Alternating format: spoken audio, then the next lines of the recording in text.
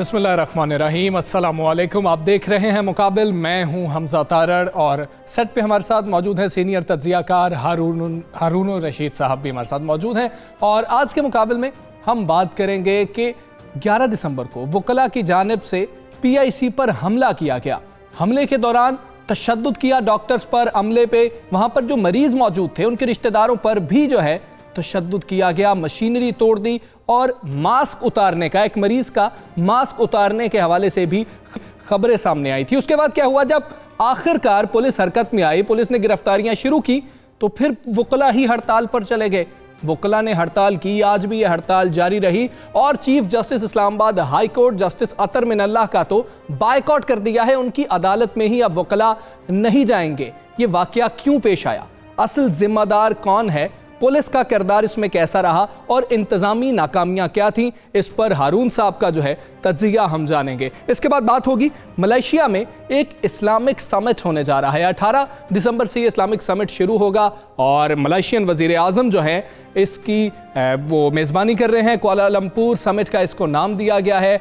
वज़ीर आज़म पाकिस्तान इमरान खान वहाँ होंगे, ईरानी सदर हसन रूहानी होंगे, तुर्क सदर रजब तैयब एर्दोगान होंगे। 52 ममालिक जो हैं उनके सरबराहान या नुमाइंदगान इसमें शिरकत कर रहे हैं, लेकिन सऊदी अरब को मदऊ नहीं किया गया है। इस हवाले से भी बात होगी। इस समिट जो करवाया जा रहा है कुआलालंपुर समिट, इसका मकसद क्या है और इसका हासिल क्या होगा। फिर हुकूमत ने मीडिया के मसाइल हल करने के लिए एक कमेटी तश्कील दे दी और इस कमेटी की सरबराही खुद वज़ीर आज़म पाकिस्तान इमरान खान कर रहे हैं। आखिर मीडिया वर्कर्स के मसाइल हैं क्या, ये मसाइल पैदा कैसे हुए और ये जो कमेटी है मसाइल हल करने में क्या कामयाब होगी या नहीं होगी, इस पर बात होगी। इलेक्शन कमीशन मेंबरान के हवाले से, चीफ इलेक्शन कमिश्नर की तैनाती के हवाले से डेडलॉक बरकरार है, उस पर भी बात होगी और बरतानिया के इलेक्शंस के हवाले से बात भी होगी। हारून साहब, सबसे पहले वकला की जानिब से PIC पर हमला किया गया, वहां पर वकला गर्दी की गई, इवन फायर तक किए गए हैं, वो फुटेजेस भी सामने आई हैं। असल जिम्मेदार कौन है? क्या वकला असल जिम्मेदार हैं? क्या हुकूमत का भी अंदर कोई किरदार था जो हुकूमत नाकाम रही? पुलिस ने क्या किया? देखिए, उसकी तो सब तफसीलात सामने आ चुकी हैं। मैंने आपसे अर्ज़ किया था कि सर्वे इस पर कराएं। अभी अगर आप सवाल जारी कर दें तो अभी पता चल जाएगा कि लोग इसके बारे में क्या सोचते हैं। गुजारिश ये है कि जी हारून साहब, मुकाबिल के जो पेज पे है वो सर्वे लगा दिया गया है, सवाल हैं, आखिर में हम उसको अनाउंस भी कर देंगे। गुजारिश ये है कि हमला तो किया इन्होंने। देखिए, जो वाक़या इससे पहले हुआ था जिसमें हमले के साथ लड़ाई हुई थी कुछ वकला की, वो झगड़ा था, वो हमला नहीं था जी। उस वक्त भी झगड़ा इनके तर्ज अमल से शुरू हुआ कि ये बारी के बगैर दवाएं लेना चाहते थे फार्मेसी से। इन्होंने हमला किया। पुलिस की नाकामी है, DIG ऑपरेशन से और CCPO से पूछा जाना चाहिए कि उन्होंने क्या किया। 2 घंटे टाइम था। IG की भी नाकामी है, वज़ीर आला की भी नाकामी। वज़ीर आला हाउस से भी उन्होंने रब्ता किया, उन्होंने कुछ नहीं किया। कोई जिम्मेदारी लेने वाला था ही नहीं। इसका पहला सबक तो यह है कि ये जो नया सिस्टम बनाया था, ये खान साहब ने, चीफ सेक्रेटरी जिम्मेदार होगा सब चीज़ों का, तो ये तो सिस्टम तो नाकाम हो गया। बिल्कुल, किसी ने इनिशिएटिव नहीं लिया। इनिशिएटिव ही लेना होता है। सही। और सेफ सिटी प्रोजेक्ट जो है, जिसमें सूबे भर की मॉनिटरिंग वैसे होती है, उसमें कोई सड़क ऐसी लाहौर की नहीं है जिसकी हरकत नज़र ना आ रही। वो ट्रैफिक का बहाव देखते हैं, कोई हादसा कहीं हो रहा है वो देखते हैं और वो राब्ते में सारे अदारे उनके साथ रहते हैं, कार्रवाई करने चाहिए। मैंने वहाँ एक दिन 2 घंटे गुजारे। ये मुमकिन नहीं है कि एक जानवर भी अगर सड़क पे हो और उसे ट्रैफिक में मसला पैदा हो रहा हो तो उसको पॉइंट आउट न किया जा सके। ये सिस्टम तो इतना आला है, लेकिन सिस्टम क्या करेगा अगर कोई फैसला करने वाला। चीफ सेक्रेटरी ने सोचा मेरी क्या जिम्मेदारी, मेरी जिम्मेदारी तो नहीं है। DIG ऑपरेशंस की जिम्मेदारी थी, उन्होंने क्यों नहीं किया मालूम नहीं। IG की जिम्मेदारी थी, अगर वो नहीं कर रहे थे। CCPO की जिम्मेदारी थी, उन्होंने नहीं किया। 1.5-2 घंटे गुजर गए वहाँ से। मिनिमम चले हुए 5 किलोमीटर का सफ़र उन्होंने तय किया। जब हजूम चलता है तो वो बहुत तेज़ रफ्तारी से नहीं चलता। इंडिविजुअल 5 किलोमीटर का फासला शायद ज़रा कम वक्त में, तो फिर ट्रैफिक भी होती है। किसी ने कुछ नहीं किया। सिस्टम नाका, पुलिस ने खड़ी, सब जानते हैं, खामोश तमाशाई बनी रही। پھر وہ یہ کہتے ہیں کہ بھائی وہ ایک ویڈیو تھی جو وائرل ہو گئی. بھائی صلح آپ کی ہو چکی تھی. یہ جھگڑا وکیلوں کا اور ڈاکٹروں کا نہیں تھا. وکیلوں اور ڈاکٹروں کو تو بنا دیا گیا نا. اس کی وضاحت ویڈیو بھی یہ تو 2-4 آدمیوں کا جھگڑا تھا. بالکل 2 آدمی تھے 4 آدمی تھے جتنے بھی تھے وہاں جھگڑا تھا. ڈاکٹر اس میں ملوث تھے. ڈاکٹروں کا رویہ بھی جارحانہ ہوتا ہے, ہم سب جانتے ہیں. لیکن اب تو وہ مظلوم بن گئے, اس لیے کہ انہوں نے صرف ڈاکٹروں کو تو ہدف نہیں کیا, نرسوں کو کیا, مریضوں کو کیا, عملے کو کیا, در و دیوار کو کیا, شیشے توڑ ڈالے. ہمیشہ میں عرض کرتا ہوں کہ خوف ایک ایسا ہتھیار ہے جس کو بہت احتیاط کے ساتھ استعمال کرنا ہوتا ہے. یعنی طالبان کا کیا خیال تھا کہ وہ خوف زدہ کر کے, بم دھماکہ کر کے, ڈرا کے, جیسے افغانستان پہ انہوں نے حکومت کی. افغان عوام تو بہت بڑی تعداد ان کے ساتھ تھی اور وہاں غیر ملکی فوج موجود تھی. تو یہ ڈرا کے سارا سسٹم اپنی مرضی سے چلانا چاہتے ہیں. اور وکلا تحریک میں انہوں نے اپنی قوت دریافت کی. پھر خرابی کیسے شروع ہوئی, بڑھتی گئی. پھر ان کے الیکشن کا مسئلہ, اس موقع پہ الیکشن بھی ہونے والے ہیں. بہت بڑی تعداد وکیلوں کی ایسی ہے جو پرائیویٹ کالجوں سے آتی ہے, جن کی ڈگریاں بھی چیک نہیں کی جاتی, 3rd ڈویژنرز ہوتے ہیں, وہ پڑھتے بھی نہیں, وہ صرف حربے سیکھتے ہیں. ایسے وکیل ہیں جو صرف ضمانتیں کراتے ہیں. ایسے وکیل ہیں جو صرف کالا کوٹ پہن کے وہاں جا کے بیٹھ جاتے ہیں اور کوئی کام نہیں کرتے, مگر ووٹ تو ان کے ہوتے ہیں. اب ان کے 2 لیڈر ہیں. ایک عاصمہ جہانگیر, آپ کہیں گے وہ دنیا سے چلی گئی, وہ موجود ہیں, ان کا گروپ موجود ہے. اور اب بھی حامد علی خان کو وہ ہرا دیتے ہیں. حامد علی خان صاحب کا حال یہ ہے, سب کو معلوم ہے کہ سپریم کورٹ میں انہوں نے معافی مانگ لی جا کے جسٹس افتخار چودھری سے عمران خان کے بیان پہ. عمران خان کے علم میں نہیں, اسے تردید کرنا پڑی, اس نے کنفرنٹ کیا. افتخار چودھری صاحب نے ایک تو یہ جو فقرہ دہرایا جاتا ہے, اس کے پتہ نہیں کیا معنی یہ لیتے ہیں کہ بار اور بینچ 2 پہیے ہیں. 2 پہیے کیسے ہیں؟ 2 پہیے نہیں ہیں. ان کا کام الگ ہے. ان کا کام, جج کا کام فیصلہ دینا ہے, وکیل کا کام باقی ہے, جو کوآپریشن تو ہوتی ہے. پھر انہوں نے ڈپٹی کمشنر کو مارا فیصل آباد میں, ٹوبر ٹیک سنگھ میں واقعات ہوئے, مختلف جگہ ججز کو مارا. منصور علی شاہ کے واقعے پہ جب دیکھیں, وہ تو اس کو اپنے وکیلوں کو اپنی پارٹی سمجھتے تھے جسٹس افتخار چودھری, مگر جسٹس عاقب نثار نے بھی یہی کیا. اور کیسی کیسی زیادتیاں انہوں نے کی. یہ KPLI ہاسپٹل ہی انہوں نے تباہ کر کے رکھ دیا. اس کے بعد بیرون ملک سے پاکستانیوں کے جو ٹیلنٹ آنے کا امکان تھا, سرمایہ آنے کا امکان تھا, وہی ختم ہو گیا. اور اب جو یہ جو واقعہ ہوا, اس کے انویسٹمنٹ پہ بہت برے اثرات پڑیں گے. اس سے مارکیٹ پہ کچھ اثرات ہوئے, کچھ ہوں گے. جس ملک میں بدامنی ہو وہاں سرمایہ کاری کرنے کے لیے کون آتا ہے؟ یہ لڑتے رہے آپس میں. بھائی آپ وہاں گئے, پہلی بات ہے آپ کو جانا ہی نہیں چاہیے تھا. بالکل. کچھ لوگوں کو بیچ میں ڈالتے, کہتے کہ ہمارے لوگوں کے ساتھ زیادتی ہوئی ہے. اول تو صلح ہو چکی تھی, پھر بھی کوئی گلا تھا. ڈاکٹر نے معافی مانگ لی تھی. ڈاکٹر نے معافی کے بعد کیا ہوتا ہے؟ بالکل, معافی کے بعد کیا ہوتا ہے؟ کچھ بھی نہیں. لیکن ارون صاحب, آپ دوبارہ ان سے بات کر سکتے تھے. جب جھگڑا ہوتا ہے, یہ ایک وکیلوں کو بتانے کی ضرورت نہیں ہے کہ جب جھگڑا ہوتا ہے تو فیصلہ عدالت کرتی ہے یا ثالث کرتا ہے. ایک فریق تو فیصلہ نہیں کرتا. بالکل, انہوں نے فیصلہ کر لیا اور 4 آدمیوں کی ڈیتھ ہو گئی ہے. ابھی سروے ہوگا, ابھی پتہ چل جائے گا. ویسے میرا مشورہ حامد علی خان صاحب کو یہ ہے اور دوسرے لوگوں کو کہ وہ خود ایک سروے کرا لیں. اچھا, کسی اگر پاکستانی ادارے پہ اعتماد نہیں ہے, پاکستان میں ایسے اب 3-4 ادارے ہیں جو بہت اچھے سروے کر سکتے ہیں. غالب تو بہت پرانا ادارہ ہے, اور بھی لوگ کر سکتے ہیں. تو وہ کسی بین الاقوامی ادارے سے کرا لے سروے. تو آج کل کوئی پرابلم نہیں ہے. حامد خان صاحب تو کہتے ہیں بیرونی ہاتھ ملوث ہے. جی, حامد خان صاحب کہتے ہیں بیرونی ہاتھ ملوث ہے. وہ بھی پتہ چل جائے گا بیرونی انویسٹیگیشن. اس کا بھی میں میتھڈ ارض کرتا ہوں کیا ہے. یہ کوئی دنیا میں یہ کوئی ایسی چیز تو نہیں. روز جرم ہوتے ہیں, روز تفتیش ہوتی ہے. جب آپ کرنا چاہتے ہیں تو کر لیتے ہیں. حقائق جب آپ معلوم کرنا چاہتے ہیں, وہ کہتے ہیں کمیشن بنے گا, بننا چاہیے. کمیشن نہیں بننا چاہیے, GIT بننی چاہیے.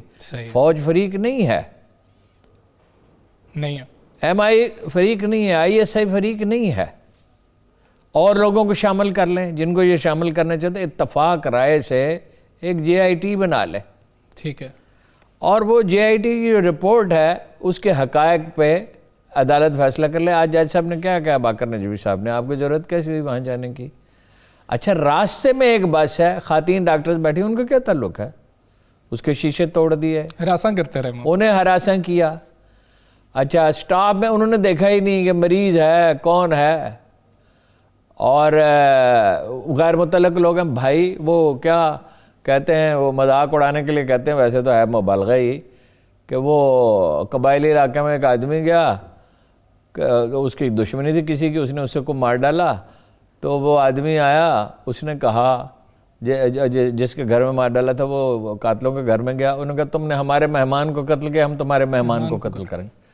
ارے بھائی سزا قصوروار کو دی جاتی ہے، اور اس کے لیے اصول کیا ہے کہ پہلا اصول تو یہی ہے کہ ثالث یا عدالت اس کا فیصلہ، ثالث اگر اتفاق رائے ہو جائے، ورنہ جو عدالت موجود ہو وہ فیصلہ کرے گی، آپ ایک فریق نہیں کر سکتا۔ دوسرا یہ ہے کہ حقائق معلوم کیے جاتے ہیں، وہ کہتے ہیں جی کہ میڈیا ہمارے ساتھ زیادتی کر رہا ہے۔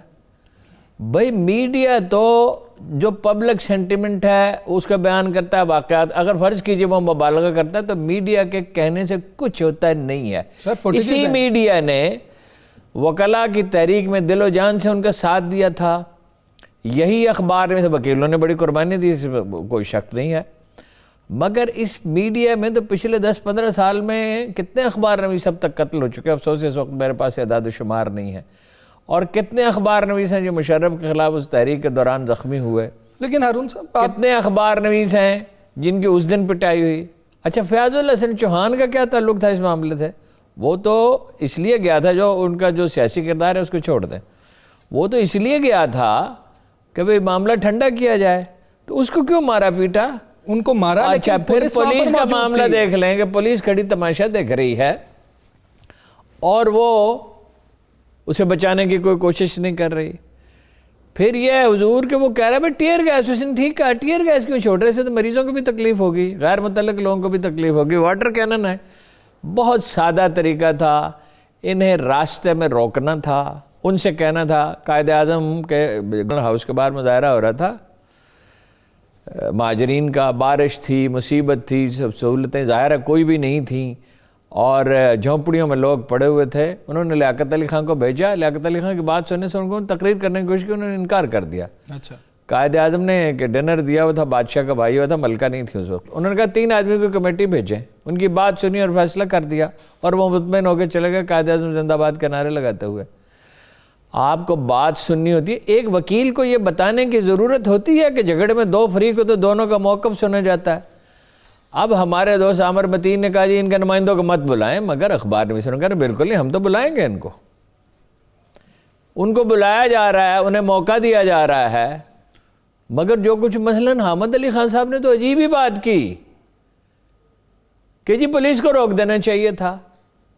او بھائی اگر اسی دلیل کو مان لیا جائے تو قتل اس لیے ہوا ہے کہ پولیس نہیں روک سکی، اگر کوئی قتل ہو جائے بھائی قاتل کا کوئی قصور ہے یا نہیں، اشارہ اس لیے چوری ہو جائے تو چور کا قصور ہے یا نہیں، ڈکیتی ہو جائے تو ڈاکو کا کوئی قصور ہے یا نہیں ہے۔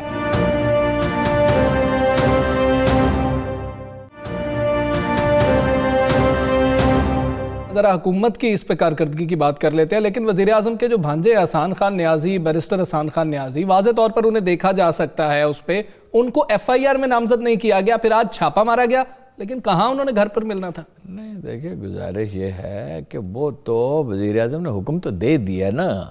دیکھیے FIR میں وزیر اعظم ہاؤس نے تو فون نہیں کیا نا کہ اس کا نام شامل نہ کیا جائے۔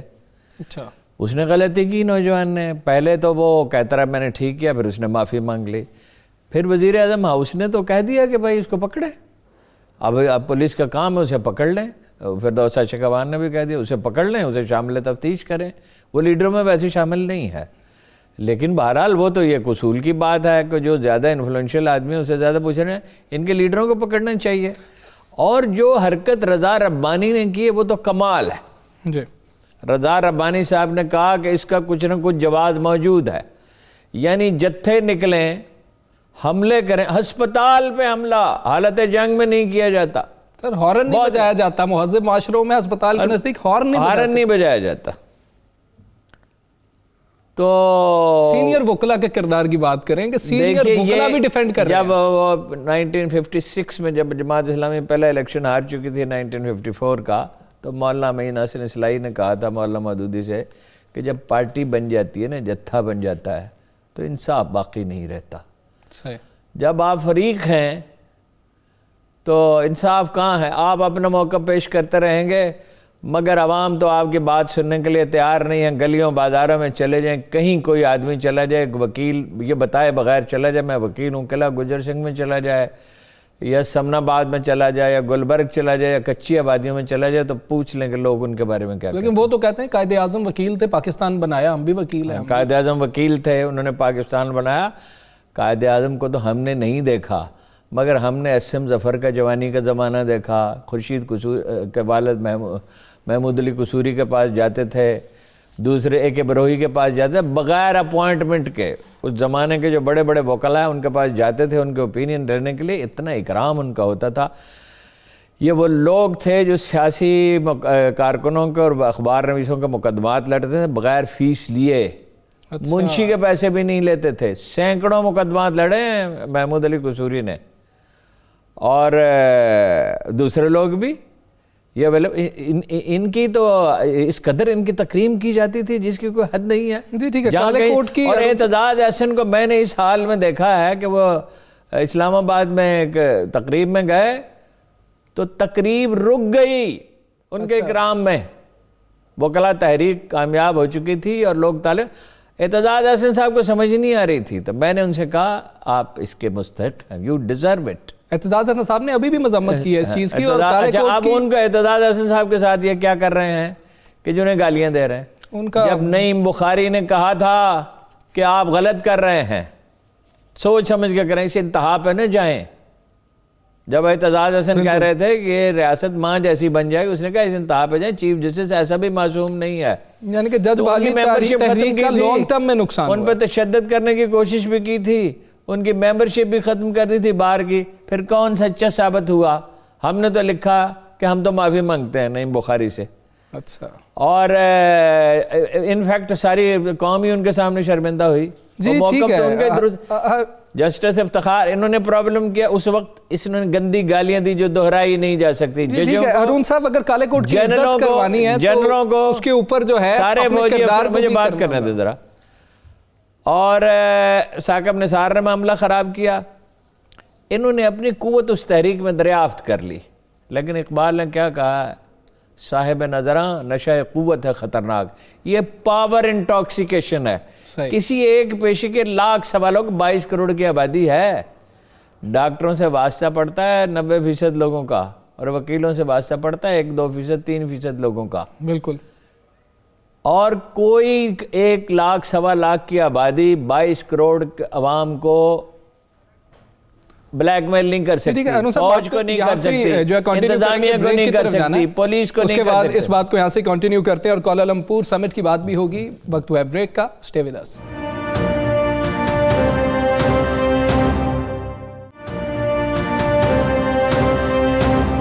ارون صاحب اگلی سٹوری کی جانب چلتے ہیں. کوالالمپور میں جو ہے سمٹ ہونے جا رہا ہے جس میں سعودی عرب کو نہیں بلایا گیا. 52 جو مسلم ممالک ہیں انہوں نے رضامندی ظاہر کی ہے کہ اس میں آئیں گے, کچھ کے سربراہان آئیں گے اور کچھ کے نمائندگان آئیں گے. اس کا مقصد کیا ہے؟ مثلا سعودی عرب نے دباؤ ڈالا, اطلاع یہ ہے, تو وہ صدر صاحب نہیں جا رہے, ان کی نمائندگی ہوگی. پاکستان سے بھی وہ یہی چاہتے تھے کہ نہ جائیں, لیکن پاکستان کی پالیسی ہمیشہ غیر جانبداری کی رہی ہے. سعودی عرب کو ویسے بلانا چاہیے تھا, لیکن یہ ایک نیا بلاک وجود میں آ رہا ہے. میرا خیال ہے سعودی عرب کو شامل کرنا چاہیے. دیکھیں عربوں کو اس کا احساس ہونا چاہیے کہ وہ اب قیادت نہیں کر سکتے, وقت بیت گیا. اب عالم اسلام کے قائد ہیں مہاتیر محمد, دیکھیں وہ انہوں نے بلائی ہے. بالکل. اور رضوان ہیں, عمران خان ہیں, اور لوگ ہیں. تو اس کو عرب و عجم کا جھگڑا نہ بنائیں. عربوں کی قیادت دائمی نہیں, عربوں کی قیادت اس دن ختم ہو گئی تھی جس دن الپ ارسلان بغداد میں داخل ہو گیا تھا. صحیح. اور یہ 700-800 سال پہلے کا واقعہ ہے محمود غزنوی کے بعد. اور محمود غزنوی تک تو یہ تھا کہ بغداد سے سینکشن طلب کی جاتی, ریکویسٹ کی جاتی تھی, اور محمود کو جب بھیجا گیا وہاں سے, یعنی اس کی کیا کہنا چاہیے, سند جاری کی کہ تمہیں حق ہے ہندوستان پہ اور یہ خراسان کے علاقے کے حکومت کرنے, تو وہ ننگے پاؤں گیا تھا اس کو ریسیو کرنے کے لیے. مگر محمود کے بعد مسعود آیا, مسعود کے بعد الپ ارسلان آیا, تو اس نے سارا علاقہ, پھر تو ترکوں نے حکومت کی, رکن الدین بائبرس نے کی, پھر اٹومنز آ گئے, عثمانی ترک آ گئے, پھر انہوں نے حکومت کی. تو یہ قصہ پاک ہو چکا ہے. لیکن طریقہ یہ ہے کہ سب کو ساتھ لے کے چلا جائے. اگر یہ الگ ہونے کی کوشش کریں گے، دیکھیے ایرانیوں نے یہ ایسا حماقت کا ارتکاب کیا. جب میں تہران گیا 93 میں تو میں نے ان سے پوچھا ایک بڑی کانفرنس میں کہ آپ نے کب جا کے استنبول میں اپنا کیس پیش کیا تھا، اور قاہرہ میں جب وہ اخوانی لیڈر تھا وہاں پہ، اور پاکستان میں تو آپ کے حق میں چھپتا رہتا ہے. ایرانی انقلاب کے بہت سے لوگ ستائش بھی کرتے ہیں، کچھ تھوڑے سے لوگ تنقید بھی کرتے ہیں. اور دنیا کے انڈونیشیا میں کب، کوالالمپور میں آپ کب گئے تھے، اور جکارتہ کب گئے تھے اپنا کیا، تو دے ہیڈ نو آنسر. ایرانیوں نے یہ کر کے دیکھ لیا نا، الگ ہو گئے. بالکل. اور اگر عرب یہ کریں گے تو اس سے انہیں زیادہ نقصان پہنچے گا. مگر کرنا یہی چاہیے کہ ان سب کو شریک کریں. انہوں نے قطر کو الگ کرنے کی کوشش کی تو قطر برقرار موجود ہے، بالکل، اور موجود رہے گا. ان کے اپنے وسائل ہیں، اور امیر قطر مسقط والوں کا بھی کوئی زیادہ گہرا تعلق نہیں ہے ان سے، یعنی مین گروپ سے. تو اس میں نہیں پڑھنا چاہیے. وہ اقبال نے کہا تھا کہ ایک ہو مسلم حرم کی پاسبانی کے لیے. تو ارون صاحب OIC تو موجود ہے، OIC سے کیوں، مطلب اس کا کیا ہوگا؟ یہ جو سمٹ ہے OIC تو ایک برائے نام، اس کا کوئی کردار ہی نہیں ہے نا. جب وہ کوئی رول ہی نہیں پلے کر رہی تو ظاہر ہے متبادل سوچا جائے گا. یہ عرب یہ تجویز پیش کریں کہ ہم OIC کو متحرک کرنے کے لیے تیار ہیں، تو کیا اسی پلیٹ فارم کو استعمال کیا جاتا ہے. وہ بات کریں نا، روٹ کے بیٹھ جانے سے. یہ بلوچوں سے میں نے ہمیشہ کہا کہ خدا کے بندوں، کشمیریوں نے فنڈز بھی زیادہ لیے، شمالی علاقوں نے فنڈز بھی زیادہ لیے، انہوں نے تعلیم بھی زیادہ حاصل کر لی، اور وہاں جابز بھی زیادہ ہیں. تم نے روٹ کے کیا لیا؟ کشمیری اور شمالی علاقوں والے ایک مطالبہ منوا لیتے ہیں، باقی پہ قائم رہتے ہیں. پھر دوسرا، اب ہوتے ہوتے آزاد کشمیر کی حکومت اتنی خود مختار ہو گئی. گلگت بلتستان کی بھی کافی، ابھی خیر اسے اور اختیارات ملنے چاہیے. یہ روٹ جانے سے نہیں مسئلہ حل ہوتا. کیا لگ، اچھا کل اللہ نہ کرے مگر یہ ہونا تو ہے. اللہ کے رسول نے کہا ہے کہ اسرائیل اپنی سرحدوں سے باہر نکلے گا تو عربوں کا دفاع کون کرے گا؟ ہم کریں گے. ٹھیک. پاکستانی فوج کرے گی. اچھا. اور ترک کریں گے. یہ رسول اللہ کا فرمان ہے کہ پہلے ہند کے مشرقین کو شکست دیں گے، پھر ابن مریم کے ساتھ مل کر دمشق میں یہودیوں کے ساتھ لڑیں گے، اور ادھر سے ترک آئیں گے. اس وقت تو جب رسول اللہ نے یہ فرمایا تھا تو ترکی میں تو ایک بھی مسلمان نہیں تھا، اور انڈیا میں بھی ایک بھی مسلمان نہیں تھا. تو ان کی باقی سب پیشین گوئیاں پوری ہوئی نا. اور بے شک باقی بھی انہوں ایران کو فتح کریں گے، روم کو فتح کریں گے، ڈھالوں کے چہروں والوں کو شکست دیں گے، یعنی تاتاریوں کو. تاتاری تو مسلمان ہی ہو گئے بعد میں.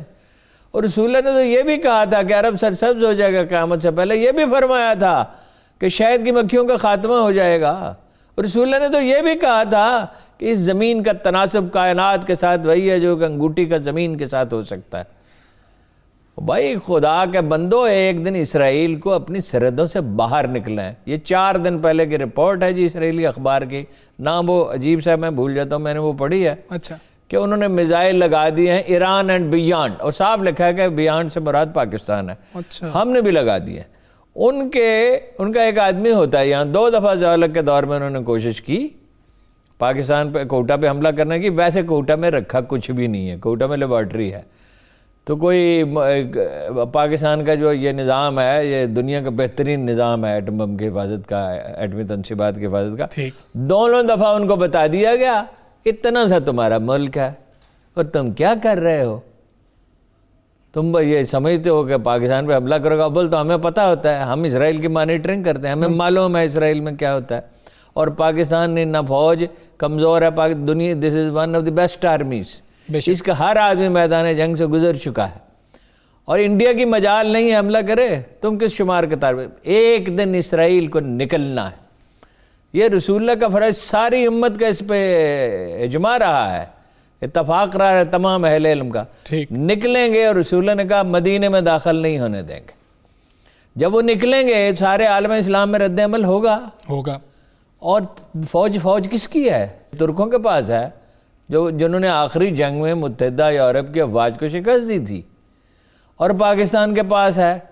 وہ ضیاء نے راجیو گاندھی سے کہا تھا، حضور یہ تو ایک مسلمان ملک ہے، مسلمان ملک تو تیرے ہیں بالکل، مگر آپ تو نہیں رہیں گے، آپ کا تو وجود ہی نہیں ہوگا. تو بھائی وہ دیکھیے، یہ دجال کا زمانہ شروع ہو چکا ہے. یہ آپ کا کوئی دفاع، امریکہ آپ کا دفاع کرے گا؟ نہیں، بالکل نہیں. امریکہ آپ کو ایکسپلائٹ کرے گا. सैकड़ों बिलियन डॉलर का असलहा और मसलसल खरीद रहे हैं अरब। उसकी मेंटेनेंस करने वाला भी कोई नहीं, पाकिस्तानी कर सकते हैं। फिर पाकिस्तानी उसमें फरीक नहीं है, वहाँ लोकल पॉलिटिक्स में। मिस्रियों को अगर मौका देंगे तो वो तो उससे फ़ायदा उठाने की कोशिश करेंगे। और डोनाल्ड ट्रंप ने कह दिया एक हफ्ता हमारे बगैर नहीं चल सकते। बिल्कुल, हम तो आपके अंदरूनी मामलात में शरीक नहीं, आपके खैर खा हैं, आपके मुहाफ़िज़ हैं। लेकिन अरुण साहब, वज़ीर आज़म जो है वो सऊदी अरब कल जा रहे हैं और मुस्लिम उम्मा को मुत्तहिद करने की बात है। शाह महमूद इस काम के लिए मौजूद आदमी है, वज़ीर आज़म खुद जाएंगे, ठीक हो जाएगा मामला। ये फाइनली इंशाल्लाह ये खैर की तरफ जाएगा।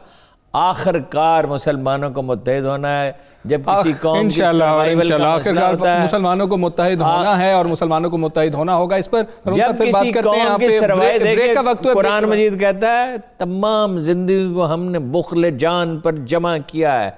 हर जिंदगी अपनी हिफाजत करती है, आलम इस्लाम को अपनी हिफाजत करनी है। और वो ये जो प्रोसेस शुरू हुआ है ये आखिरकार मुकम्मल होगा। जी ठीक, आखिरकार मुकम्मल होगा। इसी हवाले से बात करेंगे और फिर बात होगी हुकूमत की जानिब से एक कमेटी तश्कील दी गई है मीडिया वर्कर्स की परेशानी और मसाइल के हवाले से, उस पर भी बात करेंगे। Stay with us.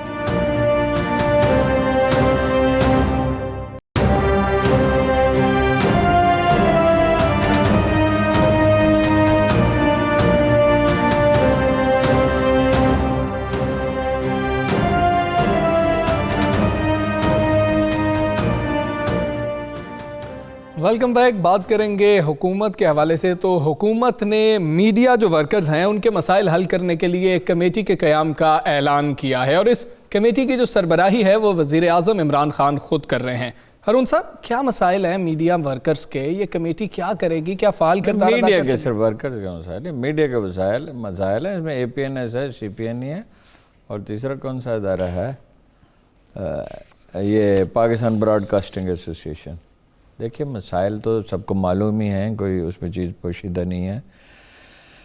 शरीफ हुकूमत में तो ये हुआ कि बेदरेग कौमी ख़जाना लुटाया गया और पानी की तरह पैसा बहाया गया और बड़े हाई रेट्स थे एडवर्टीज़मेंट के। सही, ये ब्राइब किया जा रहा था। ये ज़िया-उल-हक के दौर से ये सिलसिला शुरू हुआ और ऑनवर्ड ये जारी रहा है हमेशा।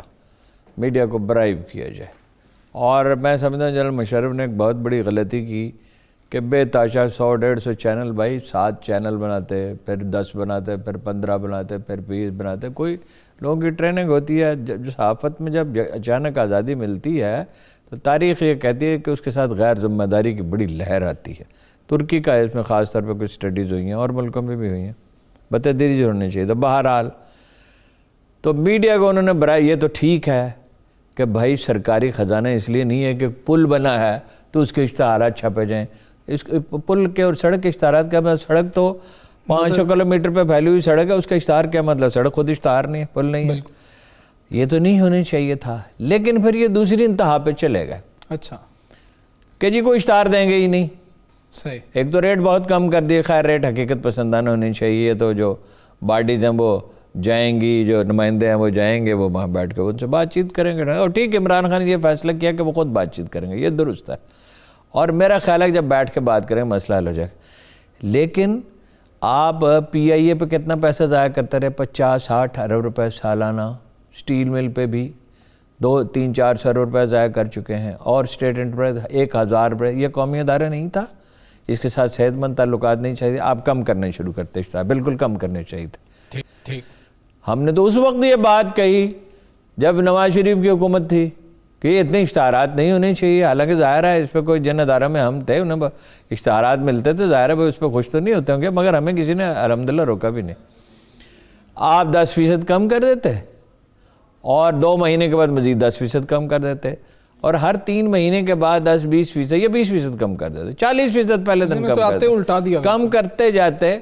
लेकिन आप मुझे बताइए, ये ग्रीन पाकिस्तान की जो मूवमेंट है ये हुकूमत चला सकती है? नहीं, ये मीडिया चला सकता है। मीडिया को और ये कौमी अहमियत का काम है, खुशदिली से शरीक होना चाहिए। अगर हुकूमत एक क्वार्टर पेज इश्तहार ख़रीदती है या 1 मिनट टाइम ख़रीदती है टेलीविज़न का, तो 1 मिनट मीडिया को फ्री देना चाहिए और 1 क्वार्टर पेज फ्री देने चाहिए। इसमें मज़ामीन छपने चाहिए। ये तो मिलजुल के करने का सारे अदारे है। इस रियासत का चौथा सुतून है, इंतज़ामिया है, अदलिया है, मुकरना है। تو یہ سارے لوگ شریک ہوں گے. یہ کنفنٹریشن میں تو قومیں ایک کم از کم اتفاق رائے میں زندہ رہتی, کنفنٹریشن میں تو نہیں رہتی. میرا خیال ہے کوئی فارمولہ فواد صاحب نے زیادہ معاملہ بگاڑا تھا. اچھا. اور یہ جو میڈیا کے ساتھ نفرت کا درس پی ٹی آئی کے پلیٹ فارم سے دیا گیا, اس سے انہیں کیا فائدہ پہنچا اور مستقبل میں کیا فائدہ پہنچا. میڈیا کی یادداشت بڑی خوفناک ہوتی ہے, آتی جیسی یادداشت ہوتی ہے. بھائی میڈیا کے بل پر تو آپ آئے, اگر آپ کو سارا دن کوریج نہ ملتی, آپ کا کوئی استحقاق تو نہیں تھا. میڈیا نے اپوزیشن کو زیادہ ٹائم دیا اس وقت, اب تو اتنا ٹائم نہیں تھا اپوزیشن کو نہیں ملتا. مولانا فضل الرحمان کو تو نہیں دکھائے اس طرح سے لائیو. تو بھائی آپ اس میں ہمیشہ اعتدال کا راستہ اچھا تھا. دوسرا ہیلدی ریلیشن شپ ڈیولپ کریں. اب بہت سے لوگ پہ پابندی لگا رکھی ہے کہ وہ آ نہیں سکتے, اور بچے اس کا فیصلہ کریں. فواد صاحب نے معاملہ کرا, فردوس عاشق امان نے اسے نسبتاً بہتر کیا, لیکن ان کی بھی کیپیسٹی نہیں ہے. یہ عمران خان صاحب کو ان کے ساتھ ان کو بھی بٹھائیں, دونوں کو بٹھا لیں, چاہے فواد صاحب کو بھی بٹھا لیں, اور یہ آپس میں لڑتے رہتے ہیں. آپ کو پتا ہے میڈیا ٹیم جو ہے یہ ایک دوسرے کے خلاف خبریں بھی فیڈ کرتے ہیں, اور اخبار نویسوں کا ضرب دیکھیں کہ وہ کبھی نہیں کہتے کہ فلاں وزیر کے خلاف ہے, اور فلاں کے خلاف ہے, اور فلاں کے خلاف ہے. ہم سے بھی رابطہ رکھتے ہیں.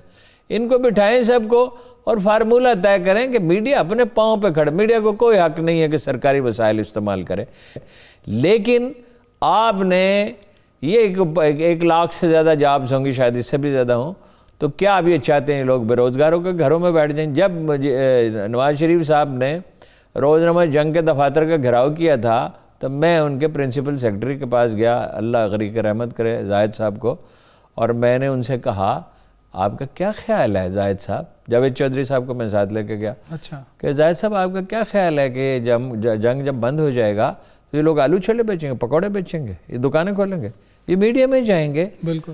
اور پھر اس کا نتیجہ کیا ہوگا؟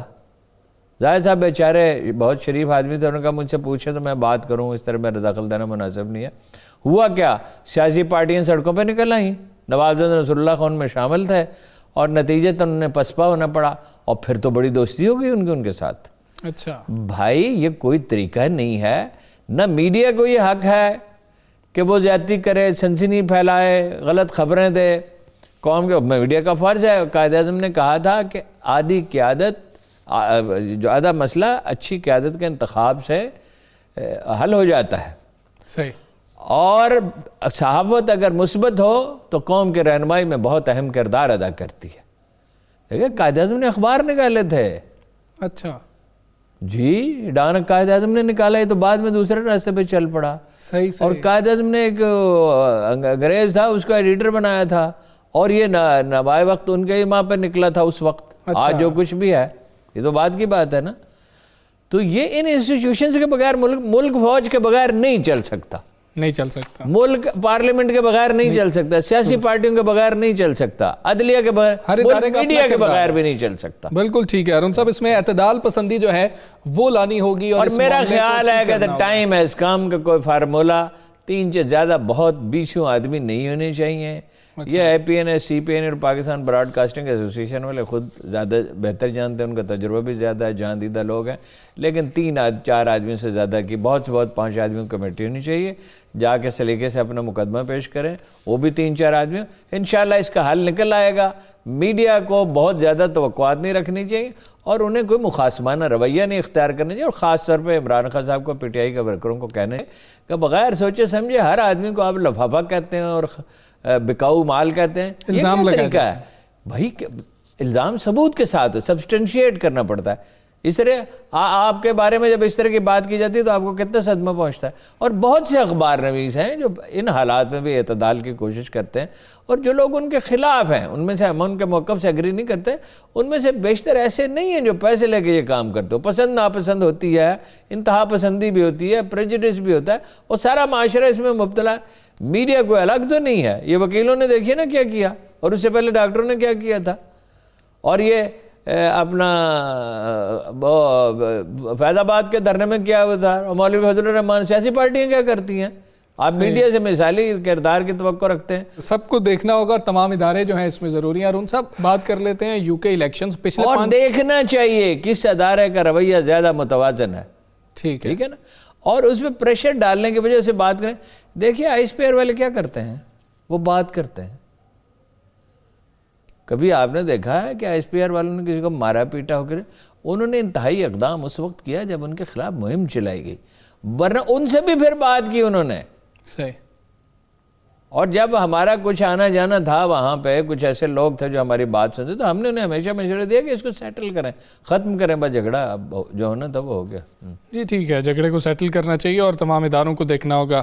ہارون صاحب، پچھلے 5 سالوں میں برطانیہ میں یہ تیسرا انتخاب ہے جو ہوا ہے، اور کنزرویٹیوز کے حوالے سے بات ہو رہی تھی کہ شاید بریگزٹ جو ہے وہ نقصان پہنچا سکتا ہے، لیکن کنزرویٹیوز نے تو 364 نشستیں ابھی کے جو نتائج ہیں ان کے مطابق حاصل کر چکے ہوئے ہیں، اور سمپل میجورٹی کے لیے صرف 326 نشستیں چاہیے تھی. نہیں، وہ تو دیکھیے نا، اگر وہ اپنا اسکاٹ لینڈ کا معاملہ نہ ہوتا تو شاید اس سے بھی زیادہ لے لیتے، لیکن وہاں ایک بڑا مستحکم معاشرہ ہے.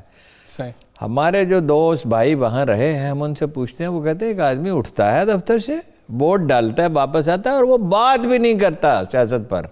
انگریز سیاست پہ بات نہیں کرتے، وہ الیکشن ہوتے رہیں گے اسی طرح. لیکن اس میں کچھ انڈیکیشنز ہیں، اب میں معلوم نہیں کر سکا، وقت نہیں تھا، کہ وہاں مسلمانوں نے کس کو ووٹ دیے اور پاکستانیوں نے کس کو. پاکستانیوں کا بڑا رول ہے. کامیاب ہوئے ہیں 15 پاکستانی کامیاب ہوئے ہیں، تو اس کا مطلب یہ ہے کہ میجورٹی ان کے ساتھ تھی. ہاں جی. لیکن خیر تفصیلات آئیں گی تو پتہ چلے گا. پاکستانی سب سے زیادہ، یعنی دوسرے ملکوں سے جو لوگ ہیں، پاکستانی سب سے زیادہ ان میں متحرک ہیں. اس سے ثابت ہوتا ہے کہ پاکستانی کتنے انٹیلیجنٹ ہیں اور کتنا سیاسی ذہن ہے. کینیڈا میں ویسے سکھوں کا رول زیادہ ہے، وہاں ہمارے لوگ گئے بھی کم. تو مگر یہ کہ فار رائٹ کے اثرات بڑھ رہے ہیں، یہ اسی طرح کا آدمی ہے ڈونلڈ ٹرمپ جیسا. بالکل اتنا غیر ذمہ دار تو نہیں ہے، لیکن بہرحال حرکتیں اس کی بھی اسی طرح کی ہیں. تو اب دیکھیے، اب پالیسی سامنے آئے گی تو پتہ چلے گا. پاکستان اور برطانیہ کے بہت گہرے تعلقات ہیں، اس کے مثبت پہلو بھی ہیں، منفی پہلو بھی ہیں. ہمارے لوگ وہاں بہت ہیں، ان کا رول ہے.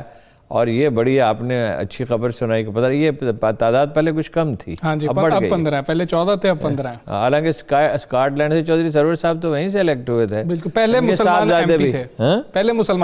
پہلے مسلمان ایم پی تھے. اور یہ آپ کو دلچسپ بات بتاؤں، جی ٹھیک ہے، 90% ووٹ وہاں گوروں کے تھے. جی ٹھیک ہے، گوروں کے ووٹ تھے اور وہ پہلے ایم پی تھے. تو برطانیہ کے الیکشنز کے حوالے سے بھی بات ہوئی. کل پھر سے حاضر ہوں گے. پروگرام کا وقت ختم ہو گیا، اجازت دیجیے، اللہ حافظ.